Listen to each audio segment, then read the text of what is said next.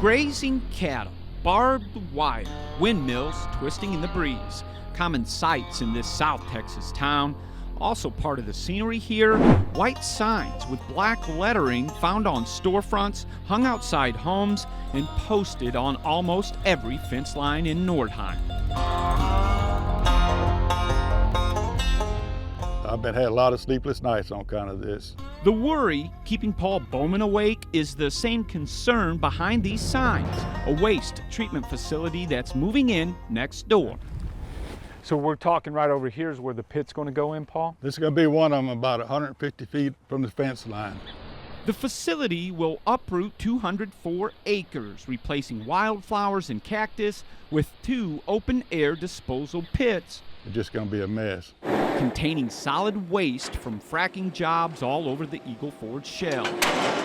Bowman fears when it rains, water will collect in the pits, mix with chemicals like benzene and diesel fuel. And they're allowed to leak up to 1,200 gallons a day into the soil. And contaminate the wells folks in Nordheim use to water cattle and crops. Everybody is concerned about what they're not familiar with. That's George Womack, CEO of Petro Waste Chemical, a partner of the company building the waste facility. He says there's nothing to fear. The pits are double-lined to prevent leaks, plus we have a massive 30-foot clay section that is a geological seal that doesn't allow water to move.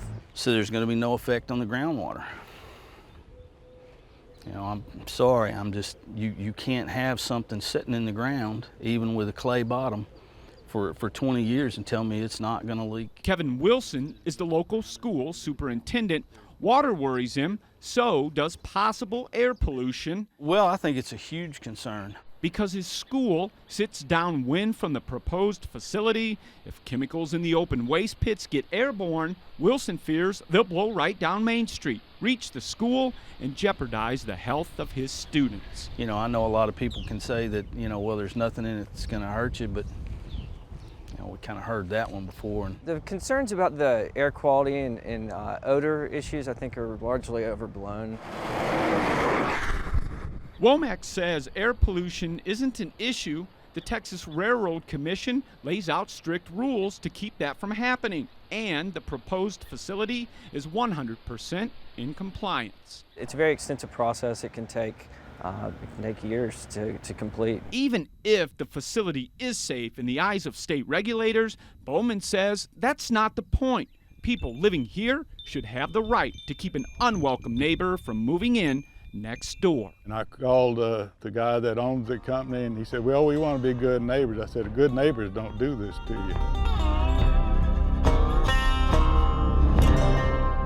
A little more than 2 years ago, when people living in Nordheim got word of the disposal project in the open pits, one resident came out and hung up this sign. You can see that time and the elements have caused the words of this message to fade, sort of like the hopes of some people living here. You see, this disposal facility needs to only clear one more hurdle before the Railroad Commission before getting the green light. And a lot of people here believe it's already a done deal. Reporting in Nordheim, I'm News 4 troubleshooter Stacy Cameron.